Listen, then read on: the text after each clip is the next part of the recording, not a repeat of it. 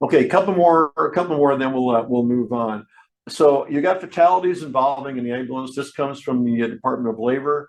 21% of fatalities in an ambulance is the passenger in the ambulance. So that would be the patient, you as a clinician in the back with the patient, or sitting in the passenger seat. 4% is the driver. So we kill more people that are not driving than are driving. 12% is non-occupant, and non-occupant could be somebody on a bicycle or a pedestrian. And we just saw how dangerous intersection crashes are. Can you imagine if there was a couple of people standing on that corner when that ambulance got hit? Probably would have killed them. Okay, so that's where you see the 12% for non-occupant, and 63% is the other vehicle that's involved. So we kill more people outside of the ambulance than we actually do inside the ambulance and striking other vehicles. What kills us in EMS? 55% ground ambulance crashes, 20% in air, 11% cardiovascular. Those numbers are continuing to go up. Homicide, 9%. Those numbers are coming down. I always have the example of, back in the day, you could get called, myself, included with this. You got an out of control psych at a house that's around the corner. Okay, so you and your partner want to play, Johnny and Roy from Squad 51. You show up and you go banging on the door, and now you're in uniform. They see that, you get assaulted and get killed. It's happened. Okay, and we recognize that that was a huge problem, and what do we do about it? We effected change. So today, what do? We get a call that's an out of control site, and we're right around the corner. Nobody else is there. Right. Yeah, we get PD there. Okay, secure the scene before we go in. So we protected ourselves. Okay, by allowing PD to secure the scene first. That number is continuing to come down. Needle stick and exposure, that also is coming down. So we got a huge problem here with crashes. And we know what it is. We just have to find changes and affect change to reduce this number. Yeah, I've heard it many times. I'm guilty of it. I said it. Hey, we're not changing because that's the way we've always done it. You hear that all the time. And really, what it is it's a poor choices in a culture of safety and not having culture of safety. NHTSA did a survey years ago, and they wanted to find out about who's getting secured in the back of an ambulance or even wearing seatbelts in a vehicle. Unfortunately, they made an error with that number. It's actually 6,500, not 45. 33% of those that they surveyed say patients were secured with shoulder and lap restraints. Okay. A lot of times when I go out to services, check, go look in the back of the ambulance, just being a little nosy. Sometimes where I see those shoulder straps. Yes. Yep. You see them underneath there. In that case, for the Alina crash, can you imagine if those shoulder straps were underneath the mat and she slid off and had an injury? Not going to be good. Alina's getting sued big time. They're there for a reason, a very good reason. Use them. 84% of respondents said that they were not restrained in the back of an ambulance. I'm part of that 84%. Never wore a seatbelt. But was really interesting? When I would get into the helicopter, what was the first thing I do? 4-point, 5-point harness, put my helmet on. Okay. I didn't even think twice. Okay, that's what you did. And then all of a sudden I get in the ambulance, ground ambulance, and I don't even secure myself. Didn't make much sense. This is a crash in New Zealand. I don't know the etiology of it, but it's pretty violent. You can see that there's a couple ejections in here. This will show a couple times you watch it roll over. There's one of the ejections right here. I don't know if that was a medic or a patient. You can see there he is right here. Watch him. There's the other one. He's ejected. He gets up, walks back to his ambulance, wondering what the flip just happened. So again, both those guys are not secured. And here, notice all the stuff that comes pouring out the side of that ambulance. Okay. And you don't have to have a violent crash like that to have something that's unsecured, leave the counter, okay, and hit a patient or yourself that can injure you, okay? An unsecured monitor, a tough book, even your radio, okay, having it on the counter, okay, going around a corner can hit pretty hard. So I don't know. I look at the method of injury for this poor person right here, and to me, I don't know what the survivability is, but I wouldn't give it really high chances on that one. Distracted driving. Back in the day, we didn't have cell phones. Cell phones came around, and now distracted driving is, almost everywhere. How many crashes that we go to, where we have distracted driving, crashes caused by that. So this guy right here is with Orange County Fire in Orange County, Florida, in Orlando. And now he's got a camera on him, and his partner is sitting over here on the left side, and he just looks kind of bored.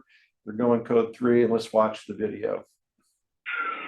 Listen to his comment at the end.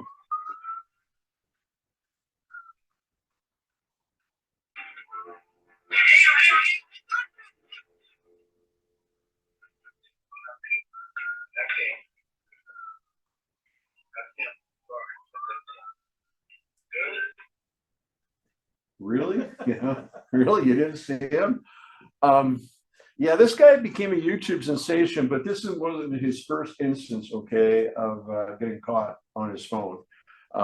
It happened once before. He was told, basically, you do it again, you get in the ejection seat.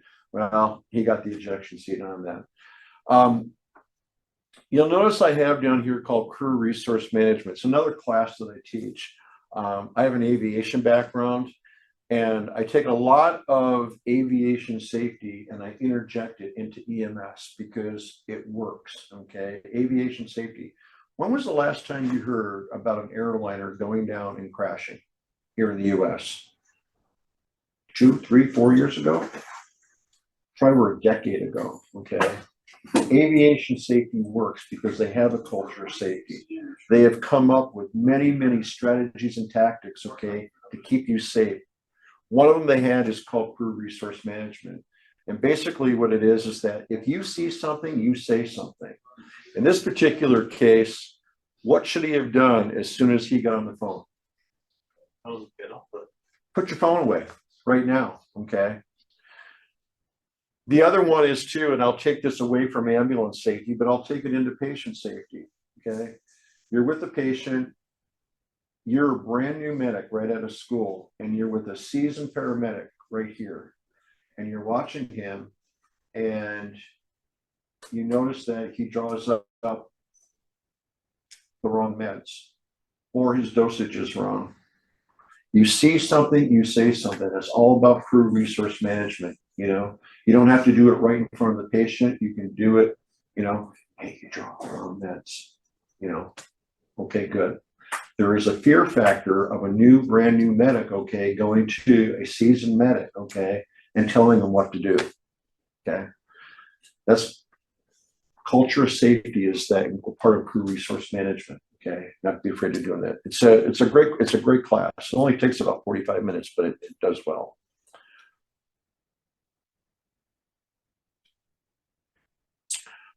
Here's another intersection crash. This is in Miami with Miami Fire, going right through a red light. I've got that video. I'm gonna use it.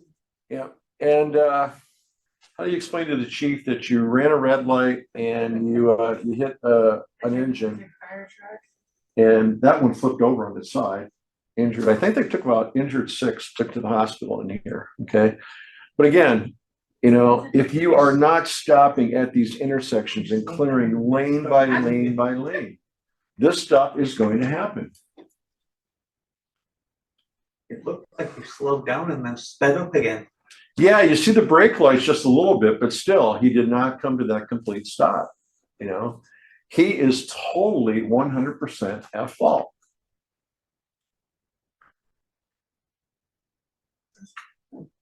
I had another video in here. Where did it go?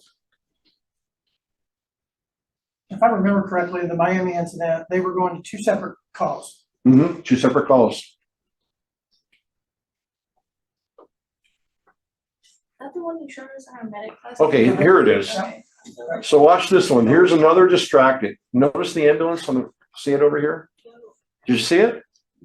Okay, we're gonna see it from a different view. Here it comes. There it is right there. There's a cement truck.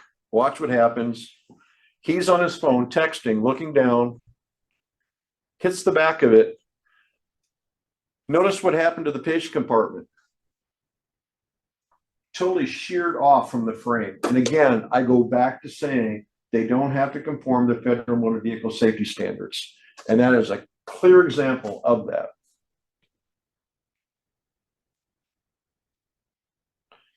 Fatigue driving. We see a lot more of that now. I was mentioned the class last night. I said that, you know, if you're especially an EMT or even a paramedic in large cities, New York is a good example of this. The pay rate is so poor, it's horrible, okay? And cost of living is so high. Most have to work 2-3 jobs in order to make ends meet, you know, and doing overtime. And they're coming into work and they're basically just literally zombies. And we see fatigue driving happen often. This was a case in California on the 101. His head you can just see him, his head's bobbing. He's on the freeway, and what happens is he strikes a parked car on the inside shoulder. There was a patient and another paramedic in the back of the ambulance. Yeah. Well, there he is, and he's just like, you know, there goes my career, you know, right there. But yeah, we see a lot of fatigue driving. Okay, look at time. We're looking pretty good here. Ergonomic factors, you know, the factory builds them that way, you know, and we say, well, we just got to accept what they give us, okay, because that's the way they build them at the factory. Because we know the majority of fatalities occur in the patient compartment, okay, we got to look at, find out why, you know, how do we become a missile in the back? Here's a simulation of an intersection crash with a bunch of crash test dummies, okay? And, you know, when you look at, you know, modern vehicles today, you know, we got crumple zones. And what does a crumple zone do? It absorbs the energy, okay? It prevents that energy from going into the patient compartment, okay, and transferring. Again, it's not sounding like a broken record. This one doesn't have to conform to safety standards.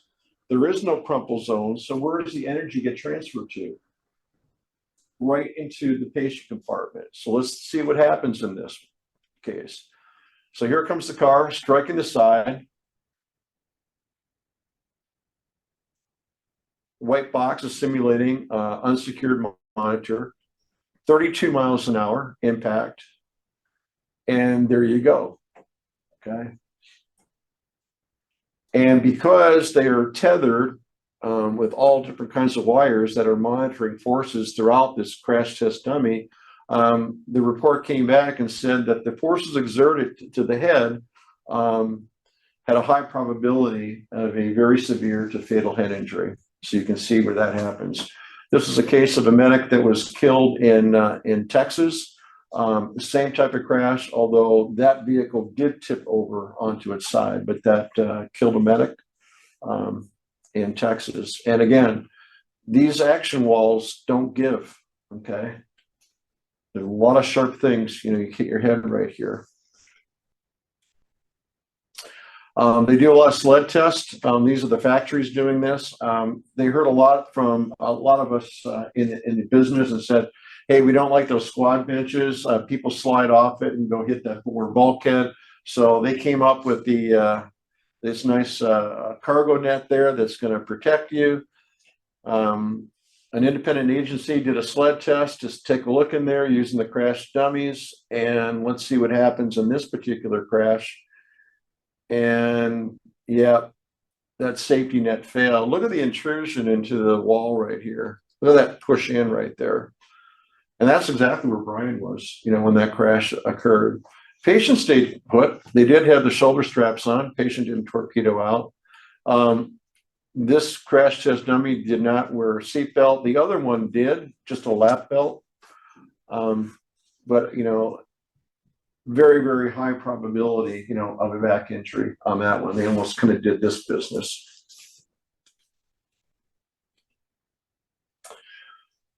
So when we look at the Alina crash and then what they did to change the layout in their ambulance, this is what they came up with. They did away with the very typical standard layout with the squad bench with the cabinets. And I'll just kind of point out a few different things in this photograph right here. Their whole goal is to move the clinicians closer to the patient and to have all the majority of the supplies and equipment that they need within hand's reach. So what they did is they came up with the two captain's chairs, seat belts. Those chairs do swivel in up to maybe about a 45-degree angle, and then they do move forward and aft so you can get up closer to the patient head. They duplicated, even triplicated your medical air suction and also O2 outlets throughout the patient compartment. They do have several different locations for your lighting and heating and air conditioning controls. They went with the in-track system, these in-track wall systems, where now they did away with all the cabinets and you put your disposables or your supplies in these packs. Those packs, literally, you can pull them off and move them anywhere on these wall-mounted pieces right there. The president of our U.S. division invented that. He actually worked for Furno at one time, Tim Schroeder. So worked that. A lot of the European ambulances are going to that. Absolutely, you're exactly right. Yep. Yeah, when I travel to Europe, I have several clients in Europe. Their ambulances look totally different, absolutely different. Well, they look closer to this. They look at ours and they can't believe how archaic on the inside is. Yeah. But yeah, that design right there is a very favorable for me to help keep clinicians safe. And with your newest one you have right now, great design. I applaud you for going to that one. And that's just what the in-track system looks like.